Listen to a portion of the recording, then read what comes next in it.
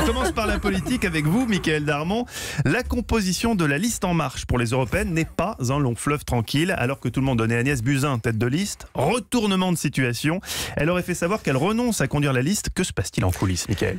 Écoutez, depuis 8 jours environ, les premiers signaux sont partis d'un dîner de préparation de campagne autour d'Emmanuel Macron. On sait que c'est lui qui valide chaque étape du dispositif. Alors un doute très explicite a été émis à propos de la candidature d'Agnès Buzyn en pleine loi santé. Étant donné l'état des hôpitaux en ébullition, remplacer la ministre partie pour une campagne, c'était une prise de risque politique beaucoup trop lourde. Et 2 jours plus tard, on entendait que la ministre de la Santé ne souhaitait plus être députée européenne. Tout ça, bien sûr, restant officieux. Pour les dirigeants de la campagne, la situation va quand même se clarifier assez vite. Cette semaine, Nathalie Loiseau, concurrente en coulisses également d'Agnès Buzyn, doit affronter Marine Le Pen dans l'émission politique et ce sera une carte importante pour elle. Ensuite, l'agenda va donner le tempo. Le 30 mars doit se tenir la réunion publique de lancement de la campagne des européennes et sur la scène, il y aura les candidats de la liste Renaissance avec évidemment sa tête de liste, ce qui veut dire que d'ici là, un remaniement sûrement aura eu lieu. On verra de quel emploi. Mais attention, Emmanuel Macron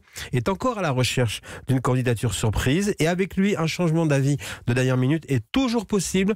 Tous ses collaborateurs le savent bien. Ce sont souvent eux les premiers surpris par les décisions finales. Une chose est certaine, le président Macron a bien noté qu'il est temps de verdir son discours. Et oui, parce que d'abord, parce que ce qui ressort de la centaine de milliers de contributions au débat que le Parisien, par exemple, a pu consulter, c'est une demande sociale et écologique qui devient un axe politique. Et il faudra être au rendez-vous de ces demandes des Français. C'est la raison pour laquelle, il a décidé, le président, de repousser le texte de loi sur le plan énergie pour accentuer et accélérer les mesures sur la transition énergétique. De plus, cette semaine, il sera également en Afrique pour participer à une conférence dans le cadre du One Summit Planet, de la conférence climat.